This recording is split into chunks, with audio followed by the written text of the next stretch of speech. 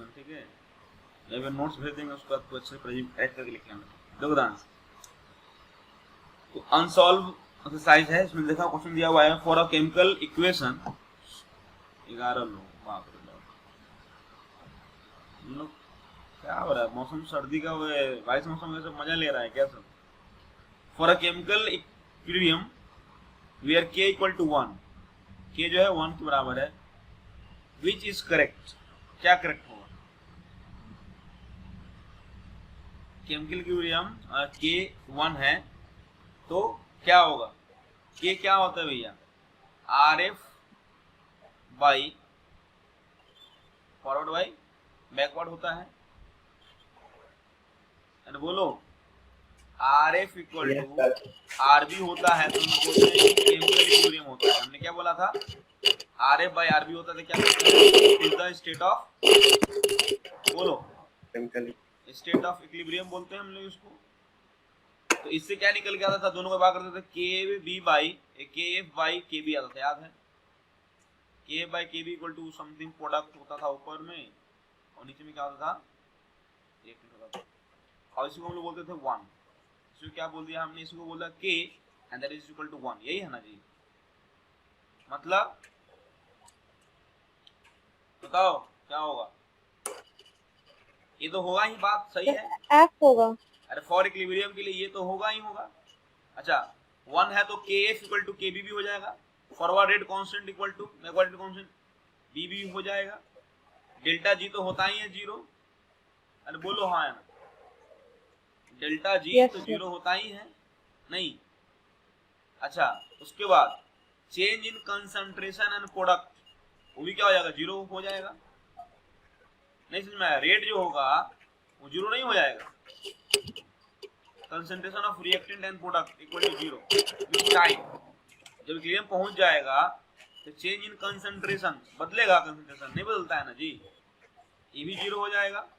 अच्छा delta G not कैसे 0 होगा, जिसने ऑल बोला है, डेल्टा जी नॉट 0 कैसे हो जाएगा, तो तुम लोग बताए भी थे, तुम लोग को एक चीज लास्ट क्लास में देखना ध्यान से, कि डेल्टा जी इक्वल टू क्या लिखवाए थे, delta G naught plus R T L N Q होता है ना, क्यू होता है रिएक्शन कोएफिशिएंट होता है बोला जाता है। एट इक्विलिब्रियम की बात करें तो एट इक्विलिब्रियम डेल्टा जी 0 हो जाता है, क्योंकि ये स्पॉन्टेनियस नहीं होता है तो 0 हो जाता है, तो delta G naught plus R T L N Q become chemical equilibrium, ठीक है, दैट इज इक्वल टू 0 होता है। तो मेरी आवाज आ रही है, तो Yes, sir. तो अगर बात करें तो डेल्टा जी इक्वल टू क्या आएगा, minus R T L N K equilibrium. अब के इक्विलिब्रियम क्या बोला है आपको, 1 बोला है, बोलो के इक्विलिब्रियम क्या बोला है, 1 बोला है यहाँ पे, तो लॉग में 1 क्या होता है भैया,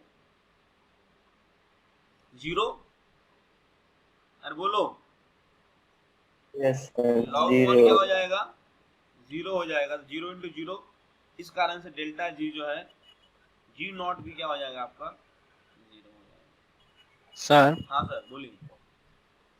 सर यहाँ पे delta G is equal to delta G naught plus में आर टी लॉग क्यू लिखे, तो वहाँ पे क्यू का वैल्यू क्या होगा, क्यू जो होता है ना, जैसे मैंने क्या बताया था याद है, कि concentration of product upon concentration of reactant लिखे थे ना, लिखे थे ऐसा, यस सर, यस सर, इसको हम लोग बोलते हैं Yes, क्यू इक्विलिब्रियम बोलते हैं, ठीक, लेकिन ये कब लिखते हैं, जब इक्विलिब्रियम बनता है तब, मतलब प्रोडक्ट का अपॉन रिएक्टेंट का रेशियो लिखते हैं एट इक्विलिब्रियम टाइम, तो क्या लिखते हैं, के इक्विलिब्रियम लिखते हैं, या के सी के पी कुछ भी लिखते हैं।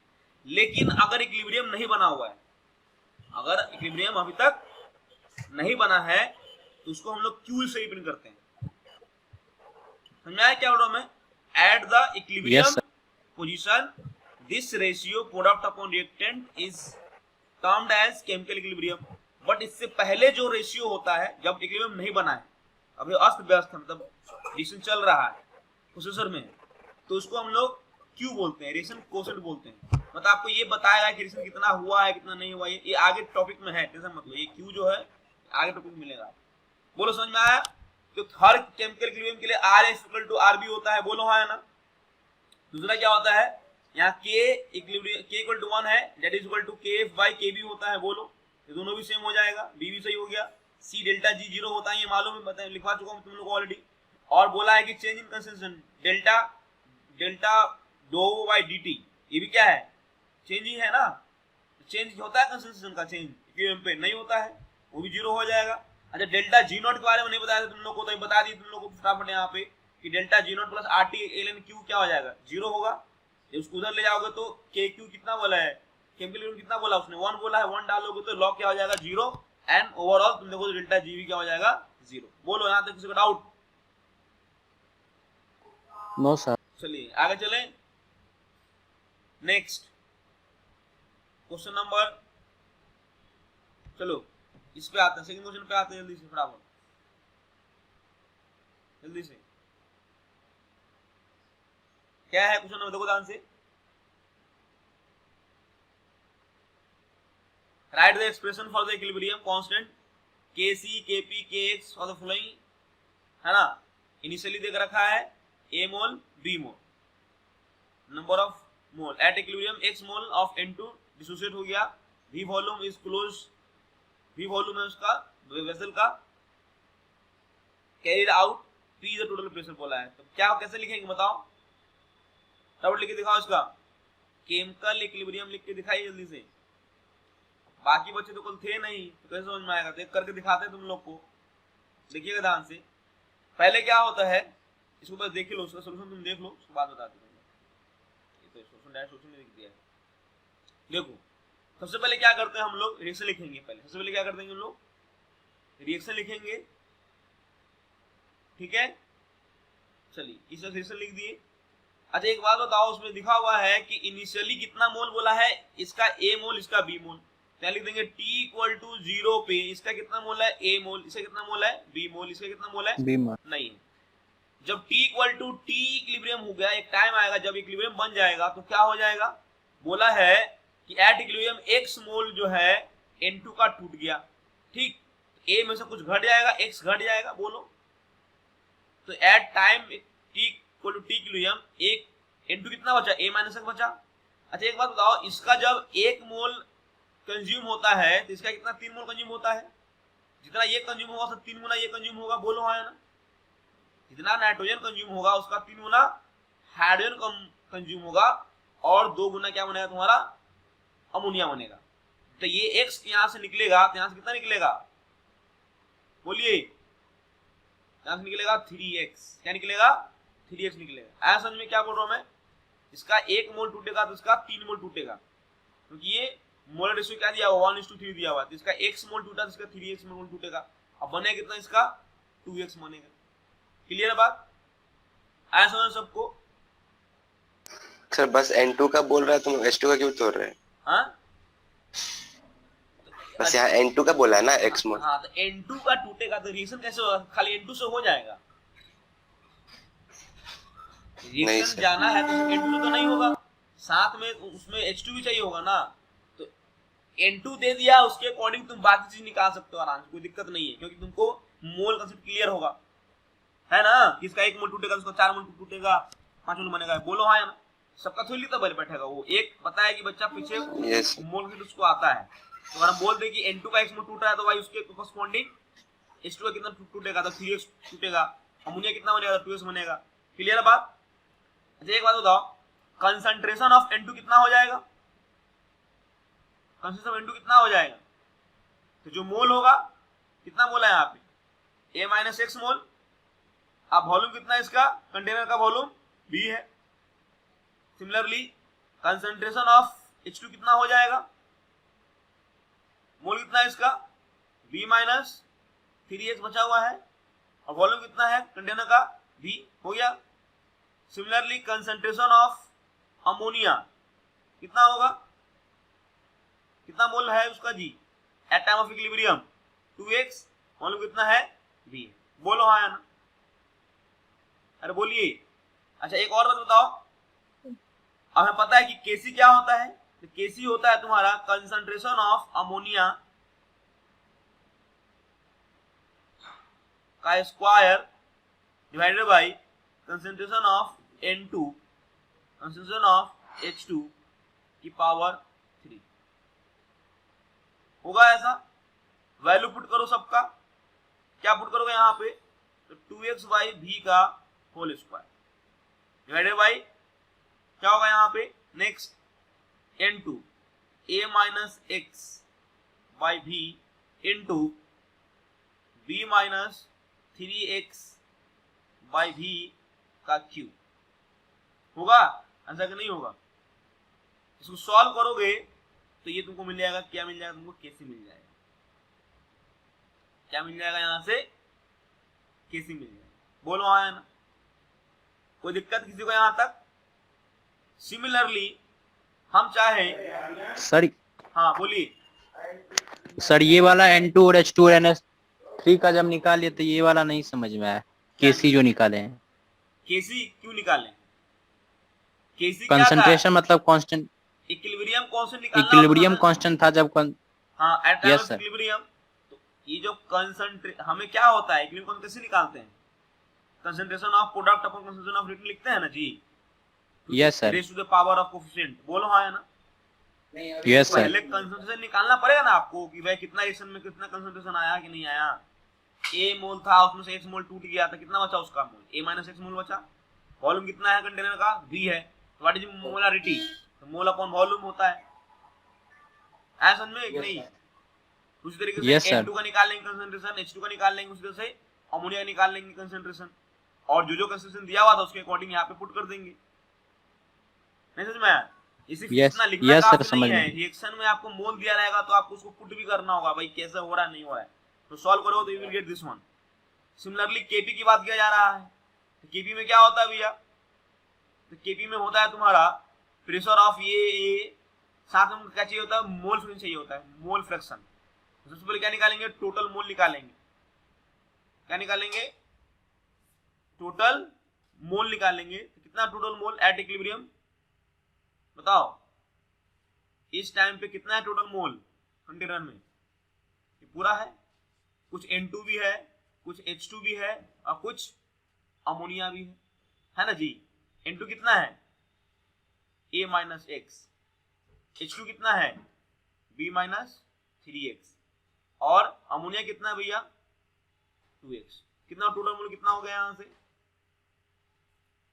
अरे बोलिए, टोटल मोल हो गया A plus B minus 2x, this is the total mole, बोलो हाँ है ना। तुम चाहो तो यहां से mole fraction of H2 N2 निकाल सकते हो, कितना कितना मोल इसका है, A माइनस एक्स है ना जी, बोलो upon A Yes, plus B minus 2x, this is the mole fraction of N2। Similarly mole fraction of H2 क्या हो जाएगा बताओ, तो B minus 3x upon A plus B minus 2x, बोलो हाँ है ना, समझ में आया क्या बोल रहा हूं मैं।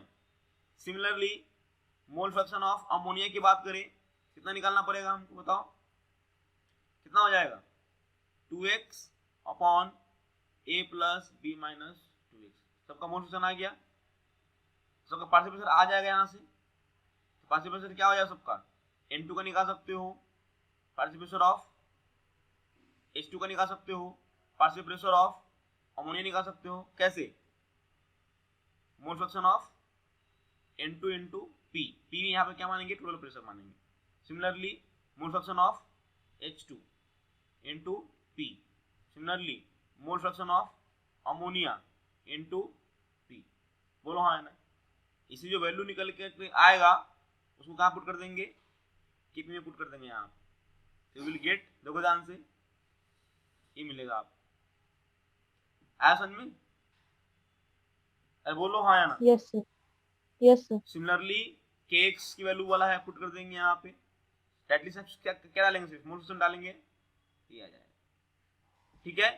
चलो तो तुम लोग इतना सीख लिए हो, ये क्वेश्चन करके दिखाओ, क्वेश्चन बी पार्ट करके दिखाओ, इसका बी पार्ट, इसका बी पार्ट करके दिखाइए जल्दी से, ठीक। 2SO2 plus O2 equilibrium with 2SO3, initially इसका A मोल है, इसका B मोल है, ठीक। X मोल जो है O2 का टूटा है, X मोल टूटा है किसका, O2 का टूटा है। तो बताओ इक्विलिब्रियम बताना तुमको, सबको क्या निकालना है, KX KP K, जल्दी से निकालो फटाफट। आंसर तुम्हारे सामने है, निकालने के बाद मैच करिए। जैसे मैंने बोला इसे लिखने के लिए ऐसा लिखेंगे पहले रिएक्शन, ठीक है, उसके बाद इसे लिखेंगे, सारा चीज लिखेंगे जल्दी से। 5 मिनट दे रहा हूं आप लोग को, जल्दी से करो इसको। देखिए सबसे पहले क्या करोगे, यहाँ पे रिएक्शन लिखोगे, रिएक्शन लिखोगे, this T equal to T पे है ना जी। T equal to T claim पे क्या हो जाएगा, A minus X B minus X, और ये क्या हो जाएगा बेटा, कितना हो जाएगा यहाँ sir A minus 2x। Very good. वही देख रहे हैं तुम लोग में से कौन है जो बस सुर मिला रहा है मेरे साथ। देखो ध्यान से फटाफट क्या दिया हुआ है,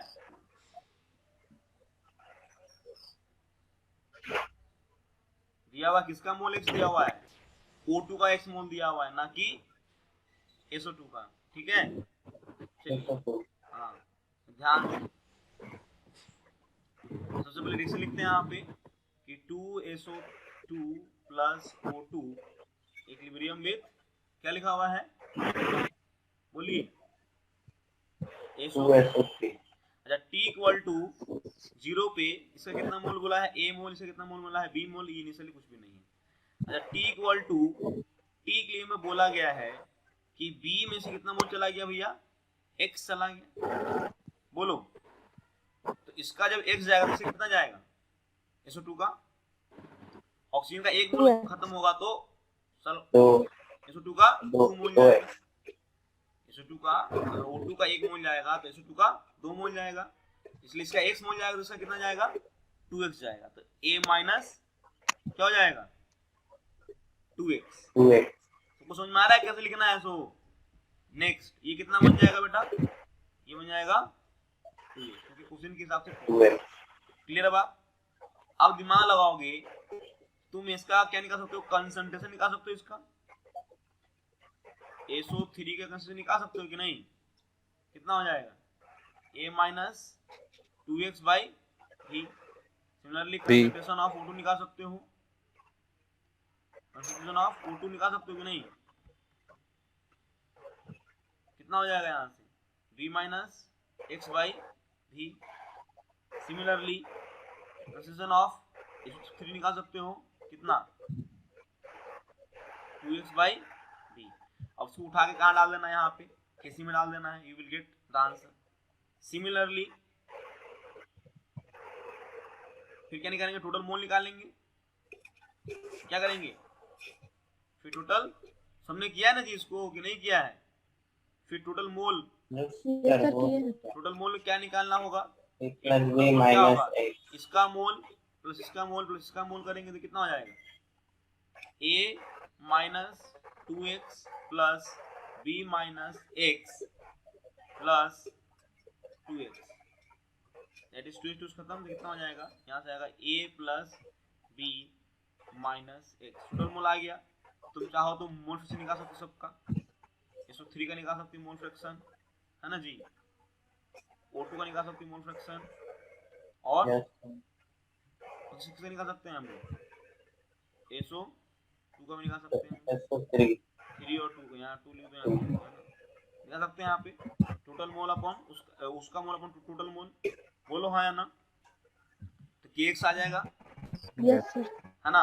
और उसी KX में क्या करेंगे, सॉरी उसी X में ये तुमको मालूम ही है कि KC निकाल लिए, है ना, KC निकाल लिए, KP निकाल लिए, तो तुम KP निकालो तो तुम KC निकाल सकते हो ना आराम से, कि नहीं निकाल सकते, निकाल सकते हो यस। या KP पता है तो तुम आराम से केस में निकाल सकते हो, क्योंकि यू नो द रिलेशन। आया समझ में क्या बोल रहा हूँ मैं, KP निकाल लिए तो केस निकाल सकते हो आसानी से, क्योंकि you know the relation between KP and KX। KP निकाले तो तुम KC भी निकाल सकते हो, you know the relation between KP and KC। बोलो यहाँ तक क्लियर है, अरे बोलो हाँ या ना। Yes sir, yes sir. हाँ Yes. मैं आज जहाँ तक पढ़ाऊंगा वहाँ तक लेक्चर सेंड कर दूंगा, ठीक है। तो ये तो अनसॉल्व था, ठीक है, इसके ऊपर और भी सॉल्व क्वेश्चंस हैं, तो आपको सॉल्व क्वेश्चन जो मैंने कल दिया था तुम लोग को, बाकी जो नहीं आया था तो नहीं बना पाएंगे।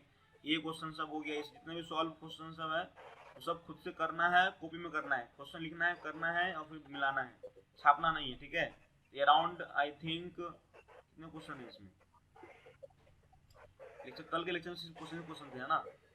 तो उस 1 2 3 4 5 6 7 क्वेश्चन करने थे। 7 क्वेश्चन कर लोगे तुमको पूरा क्लियर हो जाएगा, मतलब most of the question equilibrium का सॉल्व होने वाला होगा, मतलब जो नॉर्मल क्वेश्चन आते हैं आसान वाले क्वेश्चन ये सब खत्म हो जाएंगे।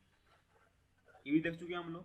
सर इसका पीडीएफ हाँ पीडीएफ सेंड कर दूंगा, आज लेक्चर 4 तक का पीडीएफ सेंड कर दूंगा तुम लोग को, ठीक। चलिए अब जो हमारा जो कहानी था, जो बच्चा जो पीछे बोल रहा था सर क्यू क्या होता है, क्यू देखो आ गया तुम्हारा क्यू क्या होता है, ठीक है।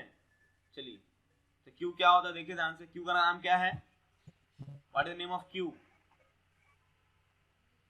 Reaction quotient. रिएक्शन कोशिएंट नाम है, ठीक है। ये होता है क्या है देखिए ध्यान से, ये पढ़ो एक बार क्या लिखा हुआ डेफिनेशन, सब लोग ध्यान से जल्दी पढ़ो, सब लोग डेफिनेशन पढ़ो जल्दी से, सब लोग फटाफट।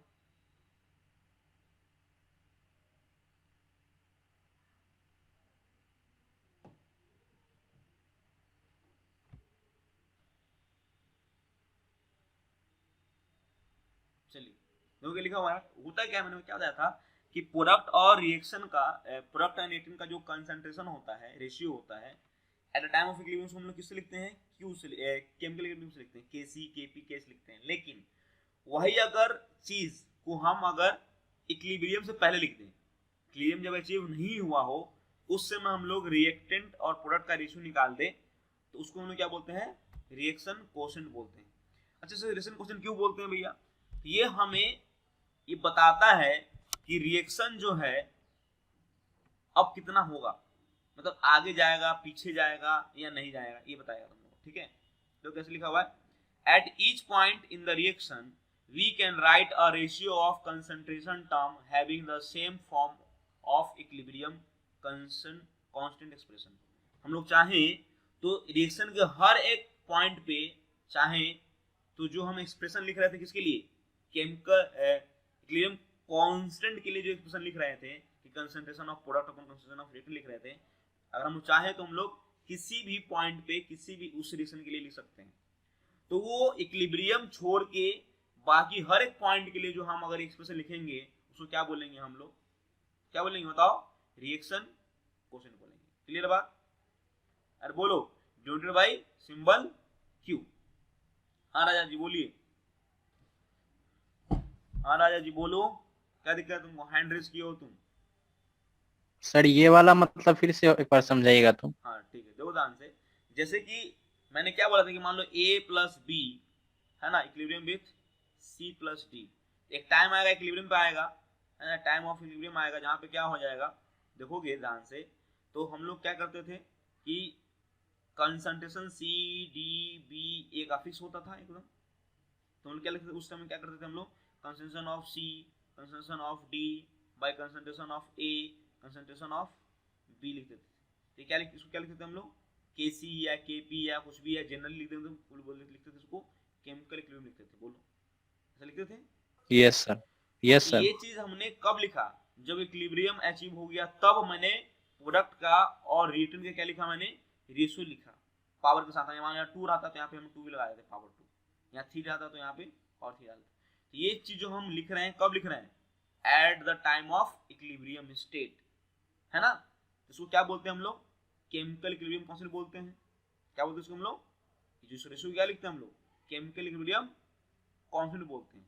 लेकिन अगर यही रेशियो को अगर हम इक्विलिब्रियम टाइम पे ना लिख के किसी और टाइम पे लिखें, जब इक्विलिब्रियम नहीं बन रहा उस समय की नहीं बात कर रहे हैं, किसी और टाइम पे रिएक्शन तो शुरू होगा ना जी, रिएक्शन होगा 1 minute 2 minute 3 minute 4 minute 5 minute, मान लो 10 मिनट के बाद इक्विलिब्रियम बनता है, तो बीच में जितना टाइम आया उस टाइम पे अगर हम कंसंट्रेशन का रेशियो लिखें इस तरीके से, तो उसको हम लोग केमिकल इक्विलिब्रियम ना बोल के क्या बोलते हैं हम लोग, रिएक्शन कोशेंट बोलते हैं। क्या बोलते हैं इसको हम लोग, रिएक्शन कोशेंट बोलते हैं, and that is denoted by Q. अब क्यू निकालते हैं सर इसको, why it is so important, तो ये हमें बताता है it helps in predicting the direction of reaction. Q निकालने से हमें पता चल जाता है कि रिएक्शन को अब किस डायरेक्शन में जाना है। ठीक है, जैसे कि मान लो केमिकल इक्विलिब्रियम जो है वो है 15 है। कितना है? 15। ठीक है, एक टाइम आएगा जहां पे प्रोडक्ट का और रिएक्टेंट का रेशियो निकाले, कितना आएगा? 15 आना चाहिए। अच्छा, मैंने क्या किया, एक टाइम निकाला जहां पे फिर से वही रेशियो निकाला, प्रोडक्ट का और रिएक्टेंट का रेशियो निकाला, जो कितना आ रहा है वो 10 आ रहा है। कितना आ रहा है? 10। ठीक है, इक्विलिब्रियम नहीं है अभी, लेकिन मैंने क्या किया, प्रोडक्ट का और रिएक्टेंट का क्या निकाला, मैंने रेशियो निकाला, है ना, ऐसा ही करके निकाला रेशियो, तो हमको कितना मिला? यहाँ पे 10 मिला। और केमिकल इक्विलिब्रियम कितना है हमारा? 15 है। तो क्या लगता है तुमको, रिएक्शन आगे जाएगा पीछे जाएगा? रिएक्शन विल प्रोसीड फॉरवर्ड या बैकवर्ड? बैकवर्ड जाएगा सर। अरे बुर्बक, 15 है 10 है, तो प्रोडक्ट ऊपर होता है ना जी, ऊपर कौन होता है? प्रोडक्ट। नीचे क्या होता है? रिएक्टेंट। तुम अगर बैकवर्ड जाओगे तो प्रोडक्ट कम होगा, ये बढ़ेगा, न्यूमरेटर कम हो रहा है, डिनोमिनेटर बढ़ेगा, तो 10 कभी बढ़ेगा? तुम बोला बैकवर्ड जाएगा, तो बैकवर्ड जाने का मतलब क्या हो गया? प्रोडक्ट कम होके रिएक्टेंट बढ़ेगा। नहीं समझ में आया क्या बोलना? तुमने बोला बैकवर्ड जाएगा, तो बैकवर्ड में क्या होगा? प्रोडक्ट कम होगा और रिएक्टेंट बढ़ेगा। अरे ए Yes, से sir. बी फॉरवर्ड है, तो बी से ए जाएगा, तो बी से ए जाएगा बैकवर्ड, तो ए रिएक्टेंट क्या हो रहा है? बढ़ रहा है रिएक्टेंट, और प्रोडक्ट क्या हो जाएगा? कम हो जाएगा। तो क्या 10 कभी बढ़ेगा? 10 से कम हो जाएगा। नहीं समझ में आया? हमको 10 से ज्यादा आ गया सर। 10 से ज्यादा करना है तो क्या करना पड़ेगा? हमको प्रोडक्ट बढ़ाना पड़ेगा या रिटर्न कम करना पड़ेगा। तो प्रोडक्ट बढ़ाने के लिए आपको फॉरवर्ड जाना पड़ेगा। क्लियर है बात? समझ में आएगा कि अभी 10 है 15 है जाना है, तो ऑब्वियस बात है रिएक्शन को कहाँ जाना पड़ेगा? प्रोसीड आगे करना पड़ेगा। तो इसलिए क्या करते हैं हम लोग, किसी भी टाइम पे क्या करते हैं, उस रिएक्शन का क्यू निकाल लेते हैं। इससे हमें ये पता चल जाता है कि रिएक्शन कहाँ जाएगा, आगे जाएगा या पीछे जाएगा, अगर हमको केमिकल इक्विलिब्रियम पता है तो। ठीक है, अच्छा मान लो केमिकल इक्विलिब्रियम कितना है? 15 है, और क्यू जो तुम्हारा आ गया, कितना क्यू जो आ गया वो आ गया है 25। कितना आ गया क्यू तुम्हारा? 25 आ गया। तो बताओ रिएक्शन आगे जाएगा या पीछे जाएगा? रिएक्शन कहाँ जाएगा, आगे जाएगा या पीछे जाएगा? केमिकल इक्विलिब्रियम जो है वो 15 है, और जो तुम क्यू निकाले हो किसी टाइम पे वो कितना आ रहा है? 25। तो बताओ रिएक्शन आगे जाएगा या पीछे जाएगा? मौसम आगे जाएगा सर। पीछे जाएगा सर। आगे क्यों जाएगा भाई? 15 उसका इक्विलिब्रियम कांस्टेंट है, और इक्विलिब्रियम बनाएगा वो उसी हाल में। तो इक्विलिब्रियम बनाने के लिए 25 है उसका भी रेशियो, प्रोडक्ट अपॉन रिएक्टेंट का रेशियो कितना है? 25 है। तो 25 से कम करना है ना जी। 25 से कम करने के लिए क्या करना पड़ेगा? उसको प्रोडक्ट वाला पार्ट को कम करना पड़ेगा, रिएक्टेंट वाला पार्ट को बढ़ाना पड़ेगा। बोलो हाँ या ना? प्रोडक्ट को, न्यूमरेटर को घटाना पड़ेगा, डिनोमिनेटर को बढ़ाना पड़ेगा। ये कब होगा ऐसा? जब रिएक्शन बैकवर्ड जाएगा। आया समझ में? क्लियर है बात? Yes sir. हाँ, तो आगे चलो देखेंगे कि क्यू क्या रहे तो क्या होगा नहीं होगा। तो समझ में आया सबको यहाँ पे क्यू क्या है? अरे बोलो। तो द एक्सप्रेशन क्यू क्या हो जाएगा? जैसे जनरल इक्वेशन लिखा हुआ है, मान लो कहीं पे जनरल इक्वेशन लिखा है, जैसे कि A plus B with C plus D इस टाइप से लिखा हुआ है। तो क्या हो जाएगा? क्यू क्या हो जाएगा यहाँ पे? C to power C, D to power D, A to power A. ये किसी this is not at time of equilibrium, ये कहीं और टाइम पे निकाला गया है। क्या लिखा हुआ है? This expression Q at any time during the reaction is called reaction constant. Any time, किसी भी टाइम पे अगर निकाल लें हम लोग इस रेशियो को, तो उसको क्या बोलेंगे हम लोग? क्यू बोलेंगे। यही अगर इक्विलिब्रियम टाइम पे निकाल लेंगे तो उसको क्यू क्या बोल देंगे हम लोग? इक्विलिब्रियम बोल देंगे। क्लियर है बात? जैसे कि for example 2a plus B give c plus D, तो QC क्या लिखेंगे यहाँ पे? तो रिएक्शन क्वोशिएंट क्या हो जाएगा? टर्म ऑफ कंसंट्रेशन क्या लिखेंगे? C concentration of C into concentration of D upon concentration of A का स्क्वायर इनटू B। जैसे केमिकल इक्विलिब्रियम लिखते हैं, इक्विलिब्रियम कांस्टेंट लिखते हैं, उससे इसको लिखेंगे। ये किसी भी टाइम पे लिख सकते हैं। वहां वो क्या कर रहे थे हम लोग? At the time of equilibrium लिख रहे थे, इसको क्या कर रहे हैं हम लोग? किसी भी टाइम पे लिख रहे हैं, प्रोडक्ट अपॉन रिएक्टेंट। क्लियर है बात? केसी क्या होता है? देखो ध्यान से, क्यू तो हो गया किसी टाइम पे भी, जो क्यू हो गया वो किसी टाइम पे कंसंट्रेशन हो गया, लेकिन केसी अगर लिखना बैठे हम लोग तो concentration of C, concentration of D, concentration of A का स्क्वायर, कंसंट्रेशन ऑफ बी का स्क्वायर, तो जो कंसंट्रेशन दिया हुआ है ये किस टाइम पे दिया हुआ है? At the time of equilibrium. देखो ध्यान से, क्या दिया हुआ है? At the time of equilibrium. ये कोई भी कंसंट्रेशन नहीं है, ये कौन सा कंसंट्रेशन है? जो इक्विलिब्रियम पे रहता है। तो क्या लिखा हुआ है? Here all the concentration are at the equilibrium. लेकिन ये किसी भी टाइम का कंसंट्रेशन है। क्लियर है बात सबको? अरे बोलो हाँ या ना। Yes sir. चलिए नेक्स्ट, इसका इंपॉर्टेंट क्या है देखना, इसका इंपॉर्टेंस क्या है देखना ध्यान से। इसका इंपॉर्टेंस ये है कि अगर Q KC से बड़ा हो गया, Q अगर KC से क्या हो गया? बड़ा हो गया, तो क्या हो जाएगा? Q अगर KC से बड़ा है, बताया था ना, जैसे कि 25 था, ये हो जाएगा, और ये कितना हो जाएगा? 15 हो जाएगा। 15 तो क्या हो जाएगा? Reaction will proceed backward until equilibrium is reached. Equilibrium अगर कोई रिएक्शन अगर इक्विलिब्रियम बनाता है तो वो फाइनल स्टेट जो उसका होगा वो इक्विलिब्रियम पोजीशन ही होगा। समझ में आ रहा है क्या बोल रहा हूं मैं? उसका फाइनल स्टेट जो होगा क्या होगा? वो इक्विलिब्रियम पोजीशन ही होगा। तो अगर Q ज्यादा है तो कम करके क्या करेगा? वो KC के बराबर लाएगा। तो कहां जाएगा? वो बैकवर्ड आना पड़ेगा। Similarly if Q is less than KC, the reaction will proceed forward action until equilibrium is stabilized. Clear बात? Similarly, if Q equal to KC, तो बोल सकते हैं कि रिएक्शन जो है वो इक्विलिब्रियम पे ही है। आया समझ में? बोलो। Yes sir. चलिए क्वेश्चन है, इसको करते हैं, समझ में आएगा। अच्छा, इसको कटने के बाद दोबारा सब लोग आएंगे, दोबारा से 10-15 मिनट के लिए आएंगे दोबारा से। चलिए क्वेश्चन देखो क्या दिया हुआ है, अच्छा समझे से करते हैं इसको। क्वेश्चन दिया हुआ है आपका कि for reaction NOBr gas, NO gas half Br2 gas, Kp दिया हुआ है इतना at 90 degree Celsius. If NOBr, NO and Br are mixed at this temperature, सब लिया। अब ऐसा नहीं कि सिर्फ रिएक्टेंट ले रहे हैं, सब कुछ लिया, ये भी लिया है इनिशियली, ये भी लिया इनिशियली, ये भी लिया इनिशियली, और उसको क्या किया है? एक डब्बे में मिक्स कर दिया है। क्या लिखा हुआ है? If this are mixed at at this temperature having partial pressure इतना इतना इतना respectively will Br2 will consume or form। अब देखो क्या बोलना चाह रहा है सबसे अच्छी बात कि रिएक्शन लिखते हैं पहले तो यहाँ पे फटाफट NOBr बोला है कि यहाँ पे Br2 कंज्यूम होगा या Br2 बनेगा। जो हमने Br2 लिया इनिशियली, कुछ NOBr लिया, कुछ NO लिया और कुछ Br2 लिया, मिक्स कर दिया। तो बोल रहा है कि रिएक्शन जो है वो बताना पड़ेगा हमको कि वो फॉरवर्ड प्रोसीड करेगा या बैकवर्ड प्रोसीड करेगा। और फॉरवर्ड करेगा तो Br2 बनेगा, बैकवर्ड जाएगा तो Br2 कंज्यूम होगा। बोलो हाँ या ना? तो कैसे मालूम चलेगा कि फॉरवर्ड जाएगा बैकवर्ड जाएगा? तो दिया हुआ कंसंट्रेशन या प्रेशर से क्या निकालेंगे हम लोग? Q निकालेंगे, है ना? इसको हम Kp से कंपेयर करेंगे। Kp से कम हुआ तो आगे जाएगा, Kp से ज्यादा हुआ पीछे जाएगा। ठीक है, तो NOBr जो है इस टाइप से है, NO प्लस हाफ Br2।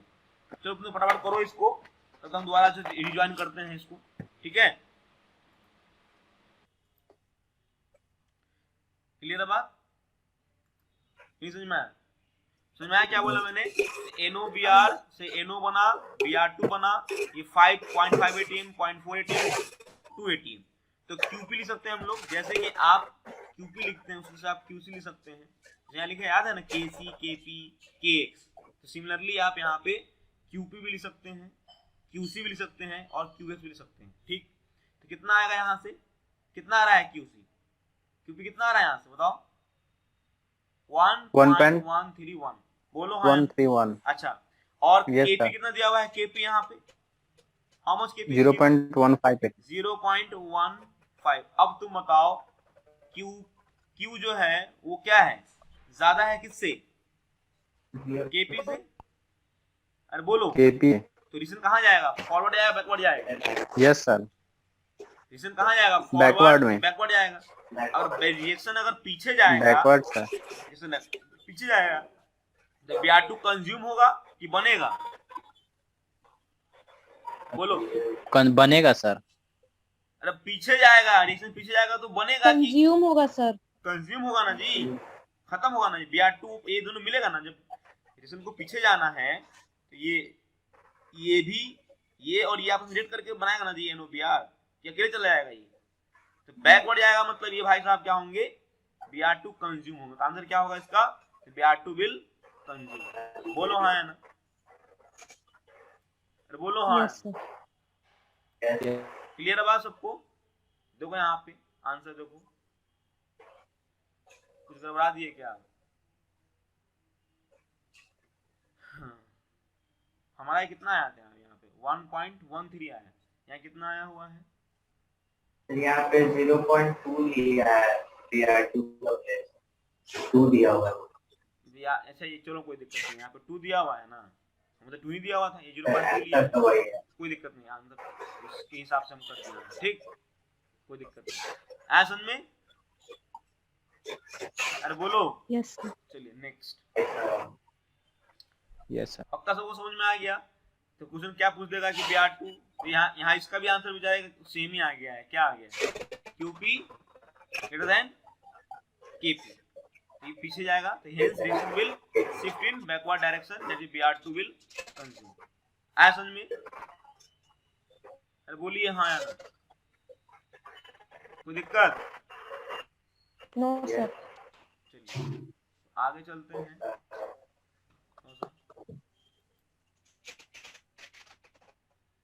देखिएगा ध्यान से, क्या दिया हुआ है कि equilibrium, characteristic of equilibrium constant and factor affecting it. ये बहुत ही ज्यादा, इसमें थोड़ा कॉम्प्लेक्सिटी बढ़ जाएगी, मतलब जितना पढ़े आसान था, अब थोड़ा सा सोचने वाली दिमाग आने वाली बात हो जाएगी, ठीक है? देखिए ध्यान से, equilibrium constant does not depend, ध्यान से बात कर रहा हूं मैं, ध्यान सुनिएगा क्या बोला जा रहा है। इक्विलिब्रियम कांस्टेंट जो है वो does not depend upon the concentration of various presence of catalyst, direction from which equilibrium is reached। Equilibrium constant जो k लिखते हैं ना, k जनरल हम क्या लिखते हैं, उसको k q बोलते हैं, k e q बोलते हैं ना, केमिकल इक्विलिब्रियम कांस्टेंट। तो ये ना तो कंसंट्रेशन पे डिपेंड करता है कि आप कितना ले रहे हैं, ए कितना ले रहे हैं, बी कितना ले रहे हैं, सी कितना ले रहे हैं, डी कितना, मतलब नहीं है वो, तो भाई कितना भी लीजिए उसको, तो क्या हुआ, एक टाइम आएगा इक्विलिब्रियम बनना है, ठीक है? तो इक्विलिब्रियम कांस्टेंट जो है वो ना तो कंसंट्रेशन आप कितना ले रहे हैं उसको डिपेंड नहीं करने जा रहा है, दूसरी बात उसमें आप कैटलिस्ट डाले हैं नहीं डाले हैं उससे मतलब नहीं है। कैटलिस्ट क्या करता है, सिर्फ और सिर्फ रेट को अल्टर करता है, रेट घटा या बढ़ा सकता है, इक्विलिब्रियम कांस्टेंट चेंज नहीं कर सकता। दूसरी बात कि आप इक्विलिब्रियम बना कैसे रहे हैं, मान लो a plus B give C plus D, तो आपने क्या कर दिया, शुरू में a प्लस बी ले लिया, कुछ मूल a का ले लिया, कुछ मूल b का ले लिया, तो क्या होगा, रिएक्शन आगे चलेगा, कुछ सी बनेगा कुछ डी बनेगा और रुक जाएगा, मतलब समझ में आ रहा है, इक्विलिब्रियम बन जाएगा वहां पे। सिमिलरली देखिएगा आप, तो हम सी और डी ले लेते हैं, ए और बी नहीं लेके क्या लेते हैं, सी और डी ले लेते हैं, क्या हो जाता, रिएक्शन पीछे जाता और ए और बी बनता और फिर वहां पे इक्विलिब्रियम बनता, ठीक है? तो इक्विलिब्रियम कांस्टेंट जो है वो डिपेंड नहीं करता है कि आप कितना कंसंट्रेशन ले रहे हैं, कैसे ले रहे हैं, ठीक है? दूसरी बात प्रेजेंस ऑफ कैटलिस्ट पे भी डिपेंड नहीं करता है, ठीक है? और तीसरी बात कि वो किधर से आप इक्विलिब्रियम लेके जा रहे हैं, मतलब एज रिएक्टिंग साइड से बना रहे हैं इक्विलिब्रियम या प्रोडक्ट साइड से बना रहे हैं इक्विलिब्रियम, उससे मतलब उसको नहीं, ठीक है? दूसरी बात कहना जा रहा है, equilibrium constant is only depend upon the temperature. Chemical equilibrium constant को सिर्फ और सिर्फ इक्विलिब्रियम कांस्टेंट क्या कौन बदल सकता है, सिर्फ और सिर्फ टेम्परेचर ही बदल सकता है। हाँ बोलिए बेटा,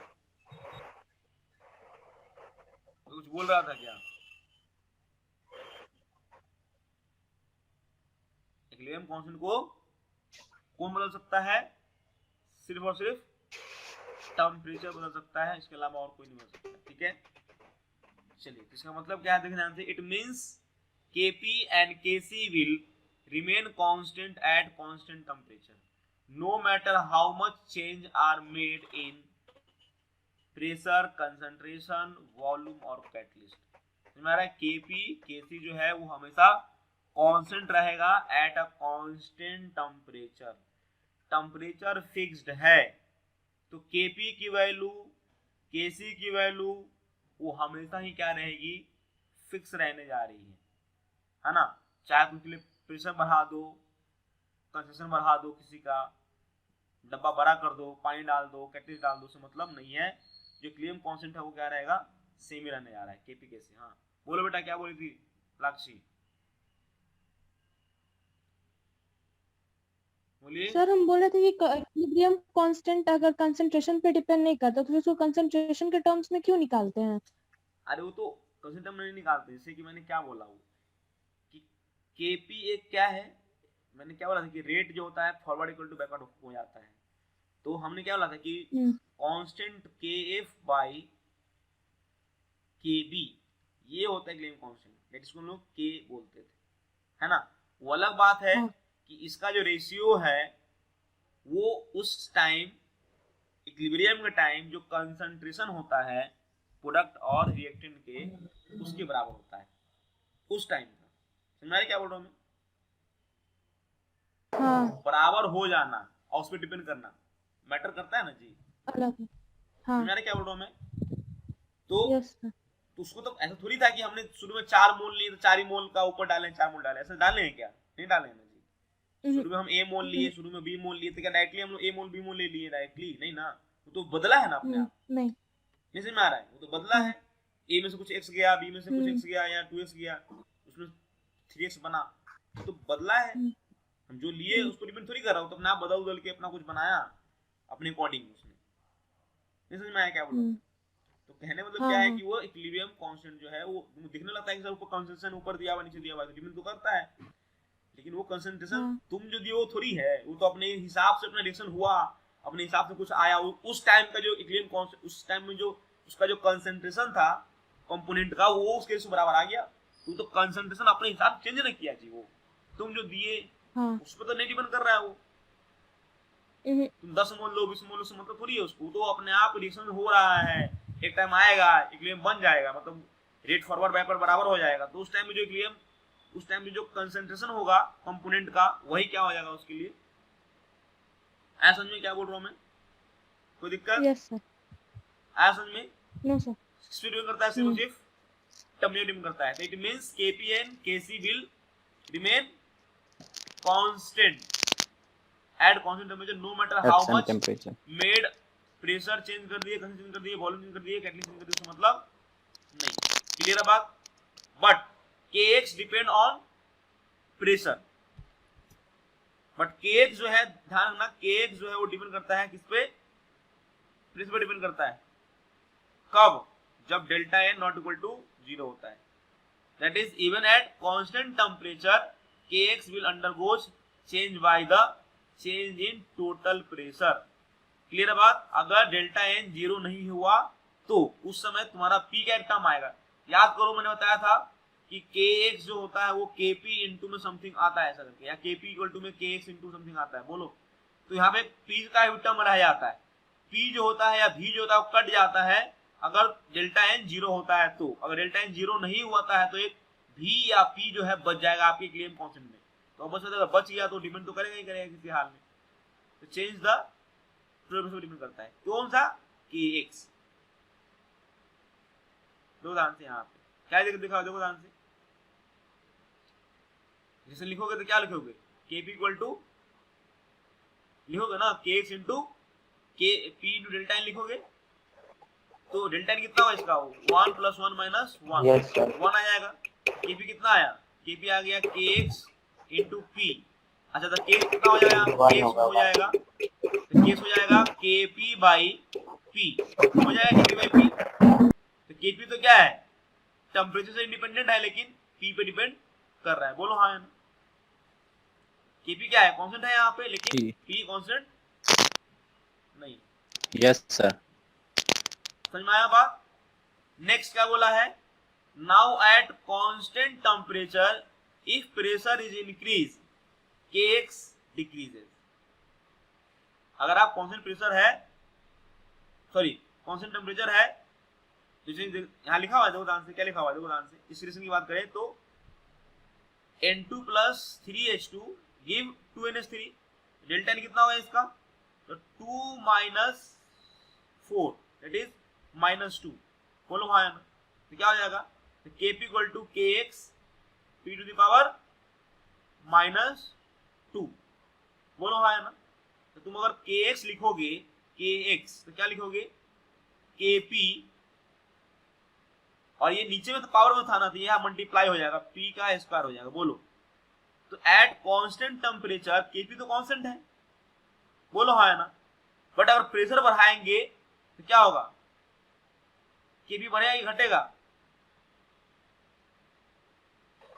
बढ़ेगा। बढ़ेगा, या गलत लिख के रखा है, डिक्रीज करेगा, ठीक है, क्योंकि यहाँ पे पावर नेगेटिव है तो नीचे होगा ना जी, एक हो जाकर मल्टीप्लाई हो जाएगा, यस सर, ऊपर है ना।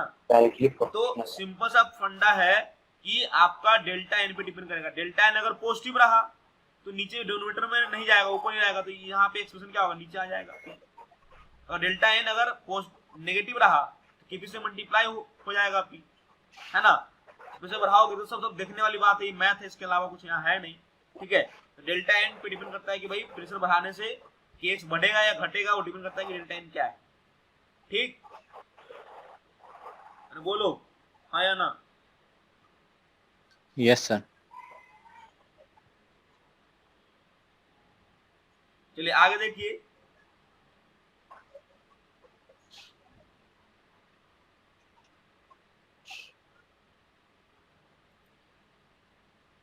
यहाँ तो समझ में आ गया। In this case if pressure is increase keeping temperature constant KX will increase. देखो ऊपर की बात, वो सॉरी ऊपर की, ये जो बात कर रहा था ऊपर की बात कर रहा था, ये जो बात कर रहा था, किससे बात कर रहा था, वो ऊपर वाले बात कर रहा था वो, ठीक। ये जो बात कर रहा है वो इसलिए बात कर रहा है, नीचे वाले बात कर रहा है वो।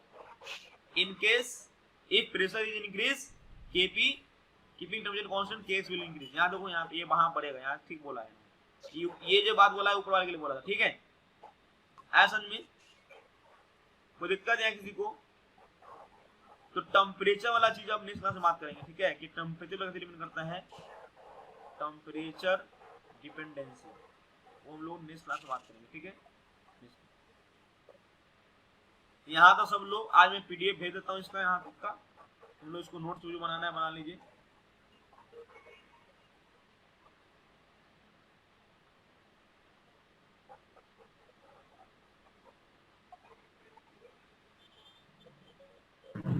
सर पिछली बार का यूट्यूब पर से क्लासेस हटा दिए हैं क्या, लेक्चर्स नहीं दिख रहा है?